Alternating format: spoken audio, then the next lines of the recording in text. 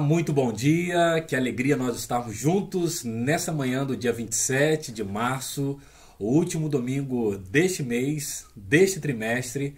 Então nós estamos aqui para finalizar esta revista, essa lição, compromisso, onde tivemos a oportunidade de estudar a palavra de Deus, o livro de Êxodo, e nós iremos finalizar a lição 13 hoje, e trata especificamente sobre a festa da dedicação. Este é o título da lição e nós vamos aqui nos próximos minutos conversar sobre a dedicação do tabernáculo, a presença de Deus no meio do seu povo. Vamos falar também sobre os sacerdotes e vamos claramente aqui na nossa conclusão, na terceira parte dessa aula, vamos nos voltar para o Novo Testamento. Vamos entender a base do Antigo Testamento, vamos entender os princípios no Antigo Testamento e depois vamos lançar luz a partir da perspectiva de Jesus. Você vai conseguir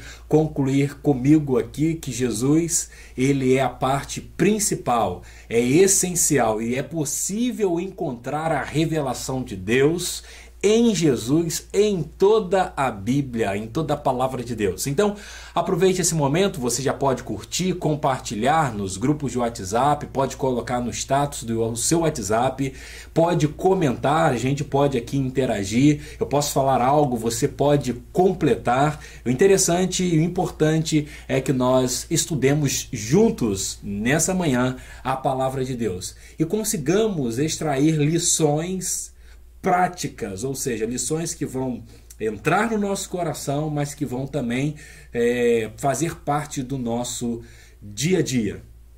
Quero nesse momento orar com você, orar por sua casa, orar pelos seus pedidos, clamar ao nosso Deus, que é um Deus presente, como vamos aqui entender nessa lição. Um Deus presente, um Deus que está aqui, um Deus que nos ouve, e depois nós vamos ler a palavra de Deus e então partirmos para especificações que são possíveis de serem localizadas aqui no texto das Sagradas Escrituras. Vamos orar? Peço a você nesse momento que possa elevar o seu pensamento ao Senhor e que juntos possamos clamar ao nosso Deus. Senhor, muito obrigado por essa manhã maravilhosa. Muito obrigado pelo privilégio de acessarmos a Tua Palavra livremente, ó Deus, de explanarmos o texto sagrado, de aplicarmos, ó Deus, cada detalhe que o texto nos apresenta na nossa vida, no nosso dia a dia. Obrigado pela liberdade de expressão, obrigado pela liberdade religiosa que o nosso país, ó Deus, preserva. Pedimos ao Senhor que abençoe todas as pessoas que estão envolvidas por trás, ó Deus, dessa transmissão. Abençoe o Salino, a sua família, abençoe os irmãos da cabine, abençoe toda a equipe de transmissão. E nesse momento também te entrego a vida de cada aluno, ó Deus, de cada estudante da Tua Palavra que acompanha o YouTube ou o Facebook nesse momento. Pedimos que a mão do Senhor seja sobre a sua vida, sobre o seu coração, sobre a sua mente e também sobre a sua família. O Senhor conhece cada pedido, a Deus, que é apresentado neste momento. Pedidos particulares, a Deus, pedidos que intercedem por outras pessoas, pedidos, a Deus, que são colocados neste momento diante do teu altar, entendendo que segundo o teu querer e a tua vontade, tudo é realizado e especificamente para a tua glória. Nós te agradecemos e oramos no nome de Jesus. Amém.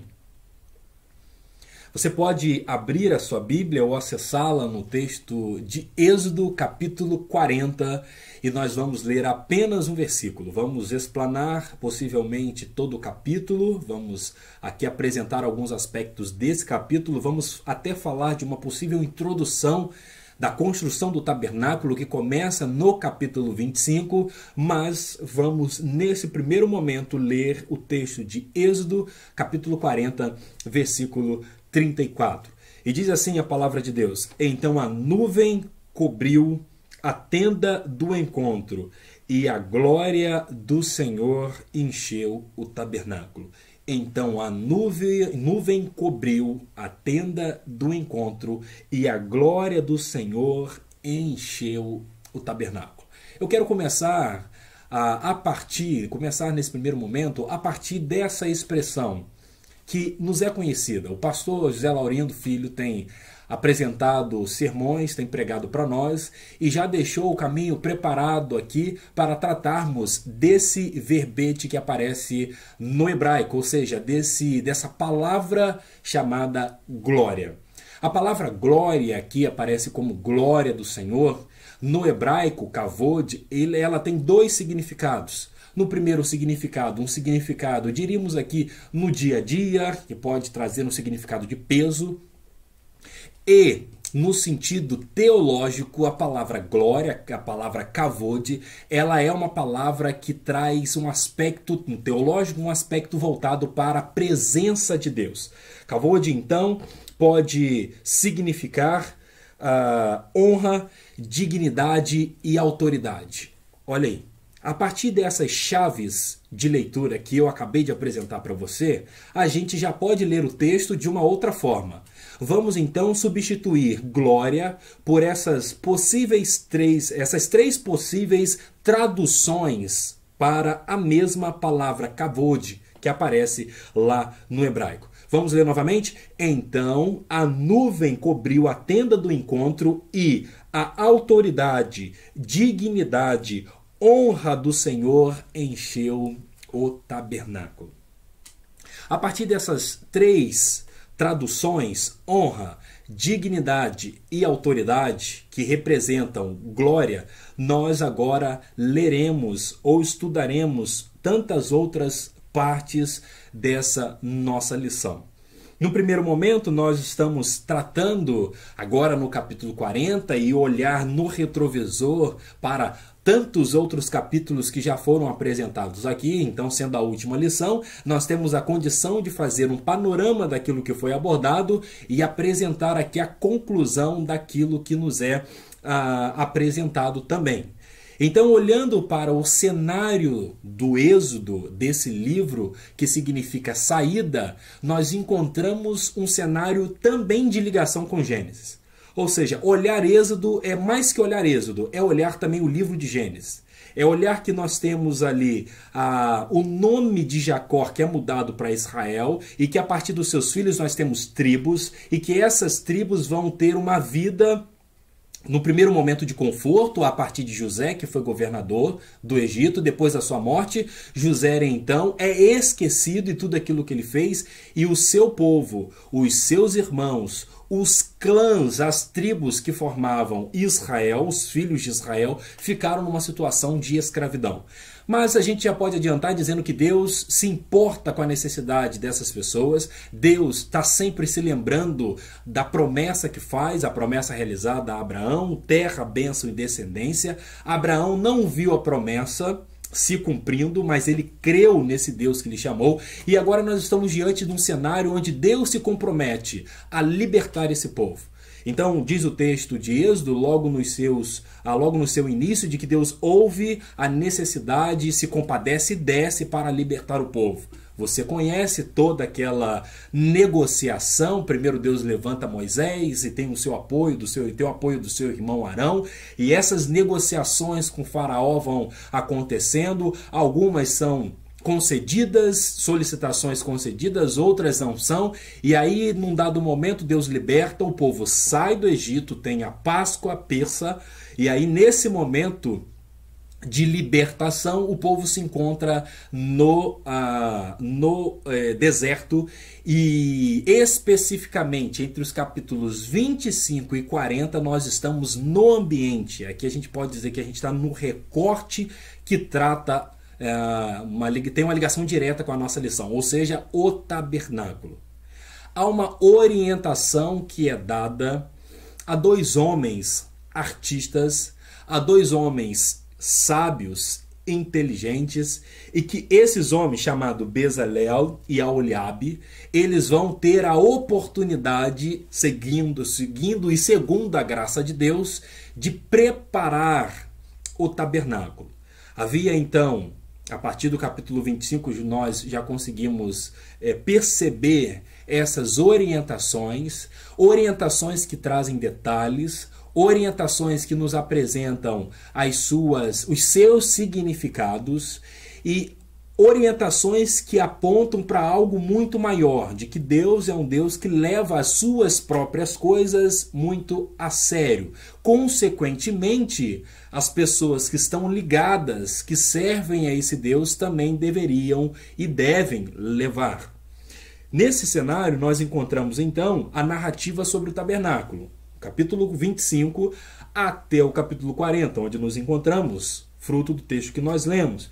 Inclusive, o que mais pode nos saltar aos olhos aqui é que Deus não decide de habitar no meio do seu povo, apesar do pecado. No meio do capítulo, ou no meio do caminho entre o capítulo 25 e 40, nós também conhecemos o pecado cometido pelo Arão e o próprio povo de Israel, os hebreus, que foi o pecado da idolatria. Aí eu quero pontuar algo aqui que tem a ver com a narrativa do bezerro de ouro, com a construção do tabernáculo. E quero dizer o seguinte, é que Deus não tem problema, o problema central da idolatria não se encontra na arte. A arte, ela pode, inclusive, em muitos momentos da história, reverberar quem é Deus. Pode demonstrar, pode sinalizar, pode ser um canal, uma ferramenta grandiosa da revelação de Deus. Porque Deus se revela no ser humano, que é também um artista, porque Deus é em si um Deus que pratica a arte. O fato de Deus ter criado o ser humano, modulou, preparou, modelou o ser humano e ali soprou o fôlego de vida e trouxe vida ao homem, e também não diferente depois daquele sono profundo, trouxe vida à mulher a partir do lado de Adão, nós percebemos que o problema não se encontra na arte. Então, o bezerro de ouro foi uma arte, a construção de algo que dependia da participação das pessoas e dependia também da inteligência de um homem, e o tabernáculo também, que contava com a inteligência de homens. Inteligência essa que foi dada pelo próprio Deus para a construção da habitação de Deus. Então são duas questões artísticas, poderiam citar outras, a própria serpente de bronze, mas nesses dois cenários onde nós estamos aqui nesse momento pontuando, é importante entender que Deus não tem um problema direto com a arte, mas com a idolatria daquilo que foi feito a partir da arte. Então, quando nós encontramos alguns aspectos artísticos, nós percebemos isso quando vamos em alguma boa apresentação artística, nós percebemos que ali, no fundo, como pano de fundo, é possível fazer uma ligação com o nosso próprio Deus. Mas em tantos momentos, marcado pelo pecado, tanto no ser humano quanto na estrutura social, nós percebemos que a arte, ela é, de certa forma, ela foge do caminho para apontar para algo muito maior do que ela, onde deveria apontar para o próprio Deus. Então, apesar desse pecado, apesar de usar a arte e os bens que o próprio povo tinha ao seu dispor de forma equivocada, Deus não desiste de habitar no meio deste povo.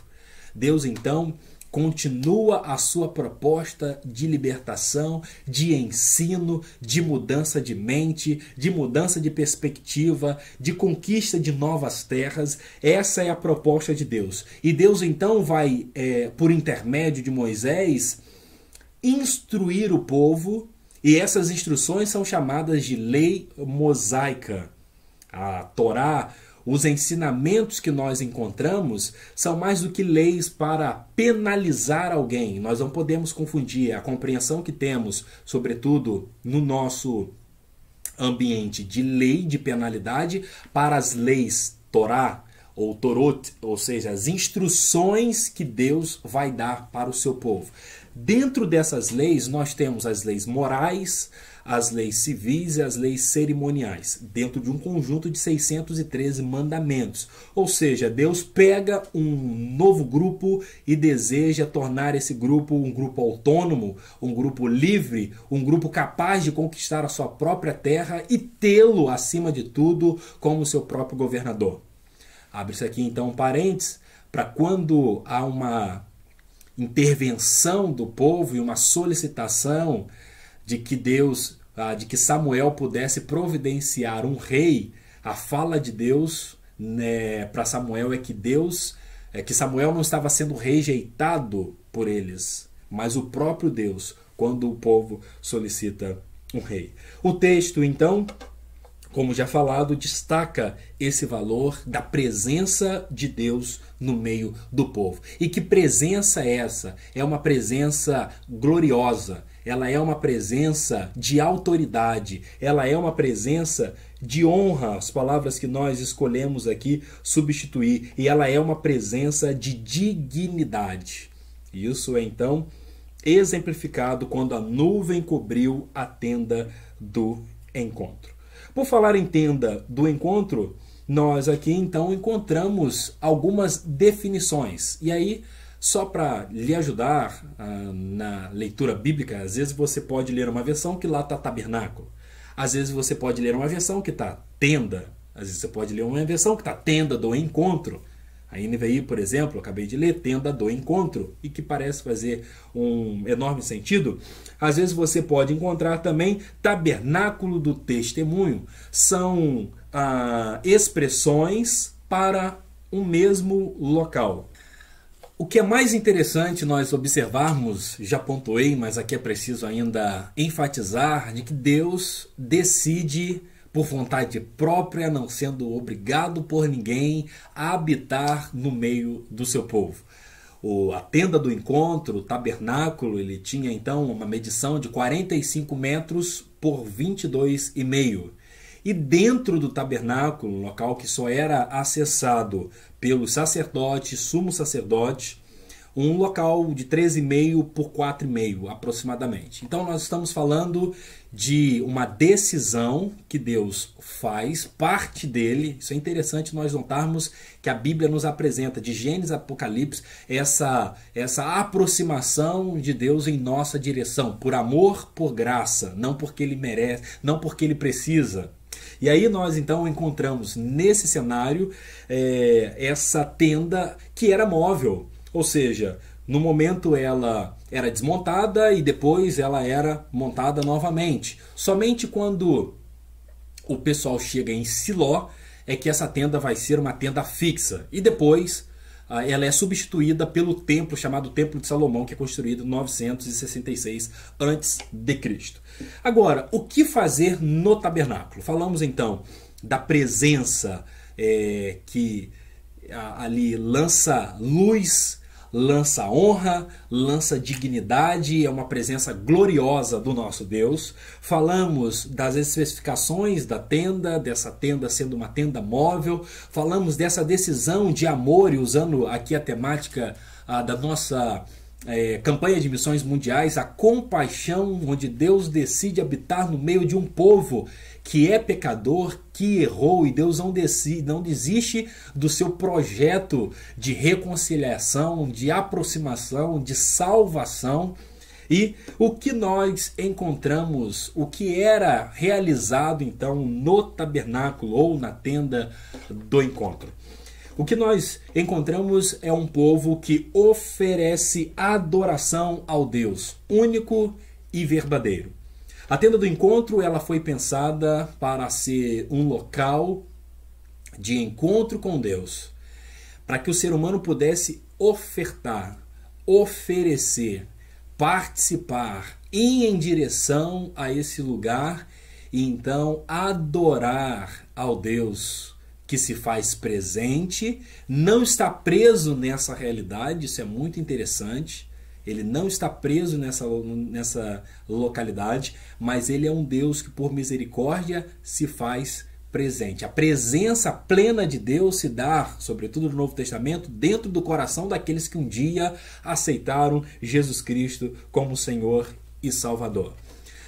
Num local específico, dentro da tenda do encontro, nós encontramos o altar de bronze e as ofertas e sacrifícios eram apresentados neste altar. E aí, para entender um pouco do que era oferecido, do que era ofertado neste lugar, ou seja, no altar de bronze, nós temos que ler um pouco do livro de Levítico. E isso você pode pesquisar depois. Vou dar aqui rapidamente as referências. Holocausto, ou seja, novilho, carneiro, bode sem defeito ou aves, Levítico 1, de 1 a 17. A observação que se faz é sem defeito, o animal sem defeito, porque você não pode oferecer algo inferior, você não pode oferecer algo debilitado ao nosso Deus, você deve oferecer o melhor que você tem. Não é para você olhar para a oferta do outro, não é para você olhar para a vida do outro. Escolha aquilo que você tem de melhor, se são 10 centavos, é o melhor que você tem, ou se é um valor superior, mas o que é mais valioso na vida do ser humano é toda a sua existência.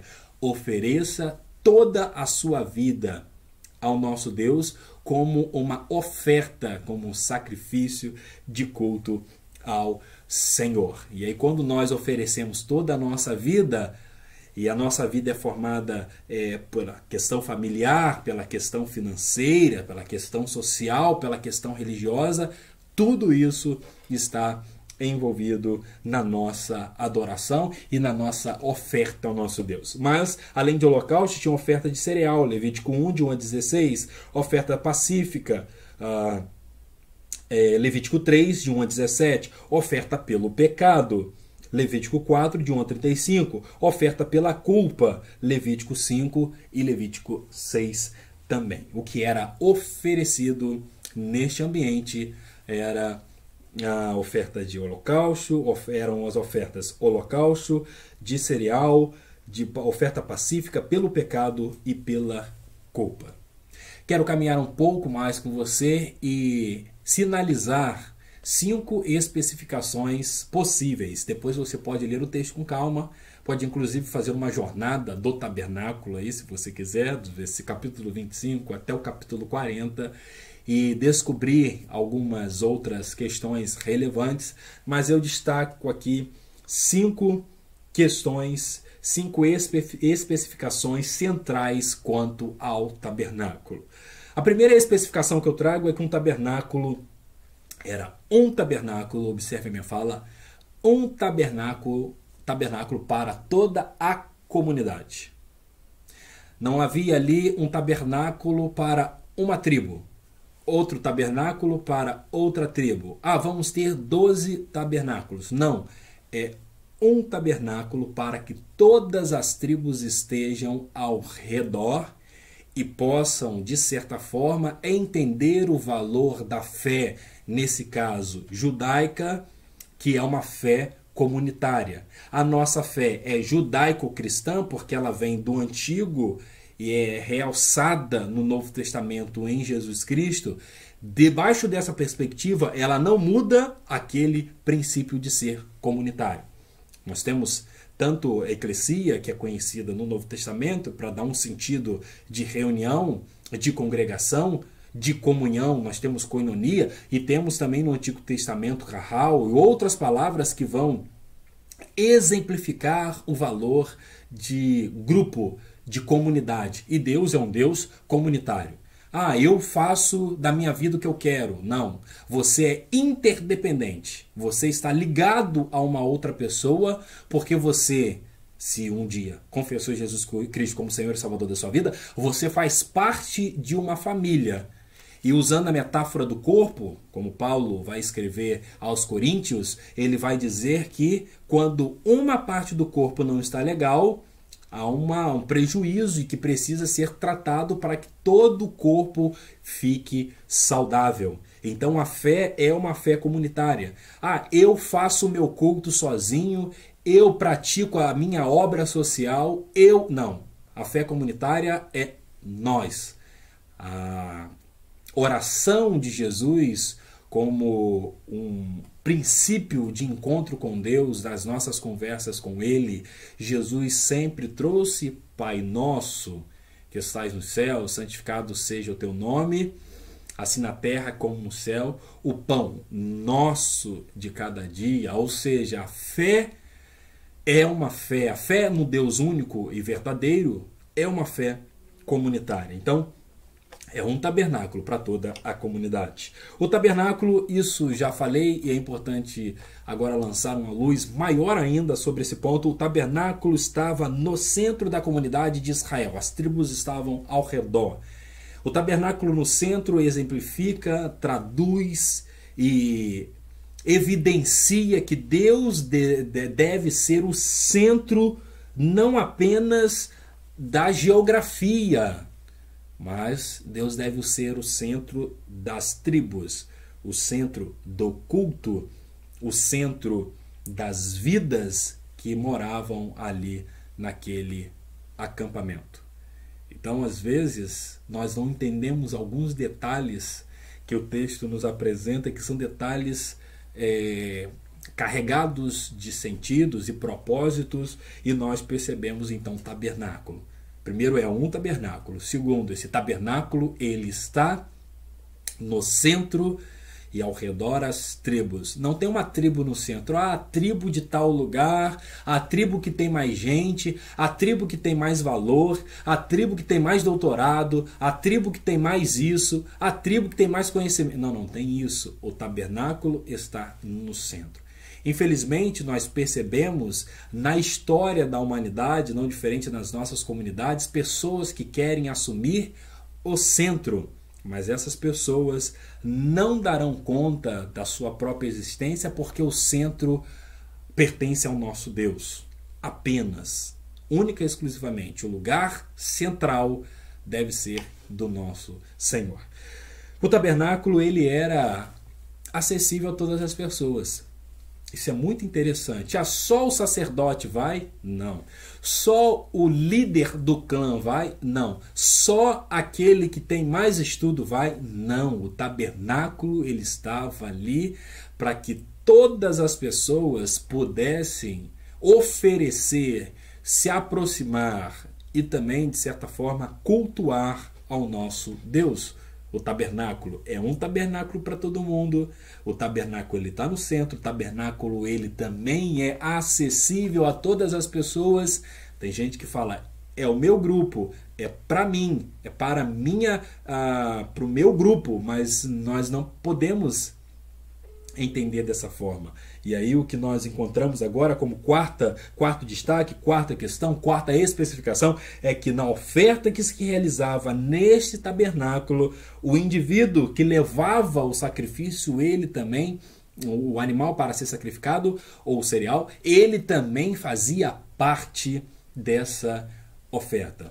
Ou seja, nós, quando temos aí como exemplo aí, o sacrifício do cordeiro, nós temos ali a imposição de mãos por parte do indivíduo e a execução e as outras demais questões por parte do sacerdote. Então nós temos uma figura religiosa, mas temos também a participação daquele indivíduo. Então, ele é acessível, além de ser acessível, ele tem a participação dos seus indivíduos. E agora, claro, no Novo Testamento, nós não precisamos de sumo sacerdote humano, porque o sacrifício de Deus, o sacrifício de Jesus, realizado segundo a vontade do nosso próprio Deus, o tornou sumo sacerdote e que se ofereceu de uma vez por todas pelos nossos pecados. Isso é uma questão brilhante. Falamos do tabernáculo, agora vamos falar rapidamente aqui de quem está ligado ao tabernáculo. Ligado ao tabernáculo nós temos sacerdote e temos também o sumo sacerdote. E a revista nos apresenta, depois de falar do tabernáculo, a parte 2, sobre as vestes sacerdotais, E dentre tantas partes, posso citar aqui para você, nós temos a mitra, temos a pedra de ônix, temos a éfode, temos o urim, temos cinturão, peitoral, tumim, túnica azul, ou seja, toda essa conjuntura que formava a vestimenta do sumo sacerdote. Do sacerdote é uma roupa muito mais simples, mas do sumo sacerdote nós temos todas esses pontos aí, essas partes que formavam uma vestimenta. Eu queria destacar algo que achei muito interessante, que está ligado diretamente à cabeça do sumo sacerdote. Ele tinha sobre a sua cabeça uma coroa. E essa coroa, ela apresenta, ou melhor, ela representa de que acima dele, do sumo sacerdote, existe alguém que é superior a ele, que é o Rei dos Reis, o Senhor dos Senhores. Então, por mais que tivéssemos ali a parte mais elevada, a parte mais prestigiada no sentido religioso da religião judaica, que era o sumo sacerdote, e que o primeiro sumo sacerdote foi Arão, nós temos aqui algo que está acima de qualquer sumo sacerdote, acima do primeiro sumo sacerdote, que é o próprio Deus. E essa coroa, esse destaque que havia sobre sua cabeça, revela que existe alguém superior a ele. E nós jamais podemos nos esquecer. Há muitas pessoas, e você conhece algumas, que elas acham que estão acima de todas as pessoas, mas nós não podemos levar isso a sério. Algumas pessoas acham que estão, mesmo que não falem, mas praticam esse seu pensamento, achando que são superiores ao próprio Deus. Mas aqui há um limite. O sumo sacerdote, ele tem destaque, ele tem as responsabilidades, mas ele tem uma coroa que tem que lembrá-lo, que pesa sobre ele a responsabilidade e a verdade que existe alguém superior a ele, que é o próprio Deus que o consagrou. E aí nós encontramos como papel fundamental também, como estamos falando do sumo sacerdote, está ligado ao dia da expiação, o dia do perdão, chamado no hebraico Yom Kippur, que até hoje é uma festa comemorada e celebrada no sentido de contrição, no sentido de arrependimento por parte dos judeus, dos 14 milhões de judeus aproximadamente em todo o mundo. Então, o sumo sacerdote, ele ia anualmente oferecer e entrava no lugar santíssimo e oferecia então um sacrifício. Mas isso nós vamos perceber que a boa nova, que o evangelho, que a boa notícia nos tira dessa dimensão. Por isso eu disse no início, nós estamos preparando o caminho para depois lançar uma luz no Novo Testamento sobre essas questões. Mas ainda dentro do papel do sacerdote, também do sumo sacerdote, eu queria falar com você sobre o perigo de se acostumar com aquilo que se faz. Temos um caso narrado no livro de Samuel também, onde vamos encontrar Eli e os seus filhos que eram ligados ao sacerdócio, e eles se acostumaram com essas suas atividades, já não tinham mais o temor, não desenvolviam uma reverência ao próprio Deus. E agora, mudando aqui a configuração, mas pela mesma lente, ou seja, a prática de questões e de coisas religiosas, os sacerdotes e os sumos sacerdotes tinham isso. Para as nossas práticas religiosas, nós podemos tirar de lição aqui para a nossa vida que nós não devemos nos acostumar com aquilo que fazemos dominicalmente. Há muitas pessoas que se acostumam com a prática religiosa de sempre vir, de sempre fazer, de sempre estar realizando aquilo e se esquecem, se perdem no caminho e perdem questões que são essenciais, que são os princípios pelos quais nós fazemos todas essas coisas.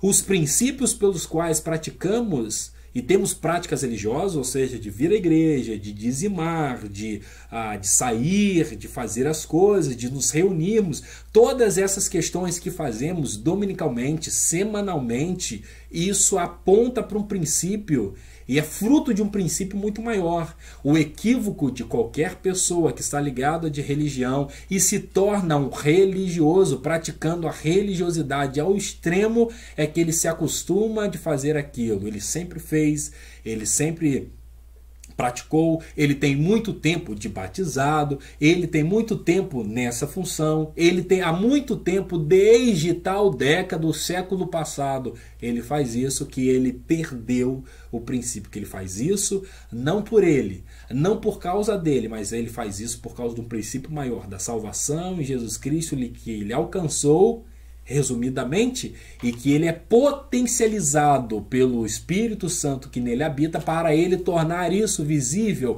e possível a tantas pessoas na sua cidade, no seu estado, no seu país e no mundo. Nós não podemos perder o princípio, nós não podemos nos acostumar, e é um perigo enorme. É interessante quando nós nos deparamos com um novo convertido. É bonito de se ver porque ele tem um olhar ali pelo princípio. Ele não está ligado diretamente às práticas religiosas. E algumas pessoas que estão centradas na prática religiosa correm um grande risco de abafar aquele novo convertido. Há muitas coisas que ele vai precisar aprender na sua caminhada, mas ele não pode perder esse seu coração em chamas por Jesus, por pregar o Evangelho, por cumprir a ordem, por se encontrar com Deus, por ler a Bíblia, orar e mudar a sua perspectiva e os seus pensamentos, o religioso. Ele pode ler, mas ele já lê aquilo de forma enviesada, ele já lê aquilo para trazer e confortar aquilo que ele espera continuar praticando. O novo convertido, a beleza é que ele lê a palavra conforme ela deve ser lida, para o confronto. Eu preciso mudar, por isso eu vou às Escrituras. Eu preciso ser transformado, por isso eu oro. Eu preciso deixar de ser eu mesmo para que Ele seja sempre Senhor e Salvador da minha vida. Por isso ele pratica todas essas coisas. Nós não podemos nos acostumar com essas questões religiosas e perder isso, os princípios de vista. Por fim, a lição nos apresenta uma frase que é ao princípio do texto de Hebreus capítulo 11, versículo 40, e diz que Deus havia planejado algo melhor para nós. E você deve se perguntar, o que Deus havia planejado de melhor para nós? E aí nós encontramos que o êxodo, que é a saída, que é a libertação, que tem a intervenção de Deus por intermédio do Moisés, Deus nos aponta para o êxodo, nos aponta para um libertador muito maior, Jesus. Ele, conforme João capítulo 1, 29, é o Cordeiro de Deus que tira o pecado do mundo. E o pastor Laurindo, após a mensagem que preguei domingo à noite, no dia 20, me fez lembrar que João cita isso João pronuncia essa verdade duas vezes, e o evangelista João, um é o João Batista, que pronuncia, outro é João o evangelista, que narra, que descreve. E aí João, o evangelista, registra essas duas vezes.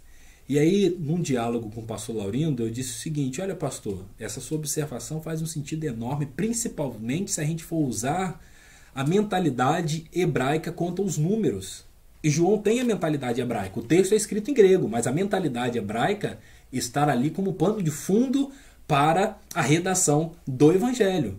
E isso não é diferente com o Mateus, com Marcos, possivelmente, Lucas, que é um grego. Então isso, a não ser que ele tenha por trás ali algumas intervenções e apoio, como ele mesmo disse que consultou alguns materiais. né? Isso também pode cooperar. Mas especificamente do João, se essa expressão é citada 2 vezes, isso pode significar a confirmação. Eu arriscaria aqui em dizer que o número 2, no hebraico, pode confirmar, pode reafirmar algo, pode de fato ali chancelar algo. Realmente ele é o Cordeiro de Deus que tira o pecado do mundo. Porque temos outros exemplos quanto à questão do número 2, as 2 testemunhas, ou seja, para comprovar algo. E aí, se a gente ler o texto dessa forma, conforme o pastor Laurindo fez a observação posteriormente, isso é algo gratificante e ao mesmo tempo algo muito interessante. Então ele realmente, licença aqui para fazer essa intervenção teológica, ele realmente é o Cordeiro de Deus que tira o pecado do mundo.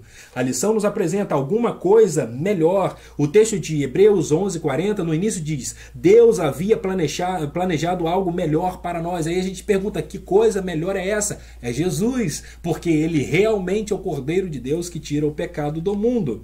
Mas não apenas o Êxodo revela e aponta para o próprio Deus. Não apenas o livro, ou melhor, para Jesus Cristo. Não apenas o livro de Êxodo, mas nós conhecemos uma narrativa que faz parte de uma cantata que já foi apresentada nessa igreja, falando sobre Jesus em todo o Antigo Testamento, né? E nós encontramos em toda a Escritura, na verdade, que em Gênesis Jesus é o cordeiro no altar de Abraão, em Êxodo ele é o cordeiro da Páscoa, em Levítico ele é o sumo sacerdote, em Números ele é a nuvem durante o dia, a coluna de fogo durante a noite, em Deuteronômio ele é a cidade do nosso refúgio, em Josué ele é o tecido vermelho na janela de Raabe, em Juízes ele é o nosso juiz, em Rute ele é o nosso parente redentor, em 1º e 2º Samuel ele é o nosso profeta confiável, nos livros de Reis e Crônicas ele é o nosso soberano, em Esdras ele é o nosso escriba fiel, em Neemias ele é o reconstrutor de tudo que está destruído, em Esther ele é o Mordecai assentado fielmente no portão, em Jó ele é o nosso redentor que vive para sempre, e em Salmos ele é o nosso pastor e nada vai me faltar ou nos faltar, em Provérbios, Eclesiastes ele é a nossa sabedoria, em Cantares ele é o belo noivo, em Isaías ele é o servo sofredor, em Jeremias e Lamentações Jesus é o profeta que chora, em Ezequiel ele é o maravilhoso homem de 4 faces, em Daniel ele é o 4º homem na fornalha, em Oséias ele é o amor sempre fiel, em Joel ele nos batiza com o Espírito Santo, em Amós ele leva os nossos fardos, em Obadias é o nosso Salvador, em Jonas ele é o grande missionário que leva ao mundo a palavra de Deus. Indo mais adiante veremos que em Miqueias ele é o mensageiro dos pés formosos, em Naum ele é o vingador, em Abacuque ele é a sentinela orando sempre pelo reavivamento, em Sofonias ele é Senhor poderoso para salvar, em Ageu ele é o restaurador de nossa herança perdida, em Zacarias é nossa fonte. E eu vou finalizar no Antigo Testamento, porque no Novo nós temos bastante conhecimento, mas em Malaquias ele é o filho da justiça com a cura em suas asas. Jesus sendo o melhor presente que Deus havia planejado para todos nós, desde o Antigo Testamento, mas com uma luz ainda mais, sendo luz de todo mundo e exemplificado na encarnação, o que nós temos no Novo Testamento. Eu quero concluir com você lendo as Sagradas Escrituras agora a partir de Hebreus capítulo 10. Esse texto é um texto brilhante e considero ele a conclusão dessa aula. Hebreus 10, verso 1 diz: sendo o antigo sistema da lei judaica apenas uma sombra dos benefícios que ainda estavam para vir, o Antigo Testamento e o sistema da lei judaica da qual falamos, sendo uma sombra dos benefícios que ainda estavam para vir, que não transmitiam a imagem exata das realidades espirituais, é evidente que esses sacrifícios que se repetiam continuamente ano após ano, não podiam purificar perfeitamente os que se chegavam a Deus. Se assim fosse, um só sacrifício teria bastado. Os participantes no ato de adoração teriam sido purificados de uma vez só e nunca mais teriam tido sentimento de culpa nas suas consciências. Esses sacrifícios, pelo contrário, vêm lembrar-lhes continuamente, todos os anos, o seu pecado. Porque é impossível que o sangue de bois e de bodes tire a culpa dos pecados. Por fim, foi por isso que Cristo, quando veio ao mundo, disse: sacrifício nem ofertas quiseste, mas formaste-me um corpo. Não são animais queimados em oferta pelo pecado que tu reclamas. Então eu disse: aqui venho, ó Deus, para fazer a tua vontade, tal como está escrito a meu respeito no livro do Senhor. Repara-se que diz: não quiseste sacrifício nem ofertas nem animais queimados pelo pecado. Isso não te agrada, embora seja exigido pela lei de Moisés. E acrescenta depois: aqui venho, ó Deus, para fazer a tua vontade. Isso significa que aboliu o primeiro sistema para instituir o quê? Um segundo. E foi porque não Douglas, não presidente, não ministros, não ser humano, mas foi porque Jesus Cristo executou a vontade de Deus, oferecendo uma só vez o seu próprio corpo em sacrifício, que nós somos limpos do pecado. Foi porque Jesus, diz o texto, a palavra de Deus em Hebreus, oferecendo todo ano, não, uma só vez, o seu próprio corpo. E sua vida encontra corpo. Então ofereceu toda a sua vida, toda a sua existência, tudo aquilo que era, ofereceu em sacrifício. É por isso que nós somos limpos, pelo pecado. Não é por aquilo que você faz. Não é pelo compromisso que você tem, da IBD começar às 8h45, você começar a sentar aí, ou chegar na igreja às 8h42. Não é pelo nosso mérito. Não é por aquilo que fazemos. Jamais será. Porque por aquilo que se faz, nunca consegue alcançar o alvo principal, que é a purificação dos pecados. Entenda isso. A graça de Deus é exatamente isso. É dele, mais uma vez, em nossa direção. É que você, então, possa, às vezes, querer parar de lutar. Quando eu organizar a minha vida, aí sim eu frequento a igreja. Quando eu resolver as questões, não, você não vai dar conta de resolver as questões. Vão se passar 10, 20, 30, 50 anos e você não vai resolver as questões. Agora, se você fizer: Senhor, eu reconheço o meu pecado. Senhor, por mim mesmo eu não dou conta. E eu quero tê-lo como Senhor e Salvador da minha vida. Aí, meu amigo, aí, minha amiga, as portas se abrem para que outras questões sejam solucionadas. Mas a principal, a enfermidade do pecado, seja curada. Deus abençoe a sua vida, o seu coração, e vamos orar nesse momento. Senhor, muito obrigado por essa oportunidade de estudarmos juntos a Tua Palavra. Ajuda-nos a praticá-la. Muito obrigado pelo presente. Deus, algo muito melhor. O próprio Filho oferecido a nós. Obrigado por Teu amor incondicional no Antigo, no Novo e agora na caminhada da igreja, sendo ela habitada pelo Santo Espírito do Senhor. Obrigado porque Jesus ofereceu toda a sua vida para que fôssemos limpos de todo pecado. No nome de Jesus que nós oramos. Amém.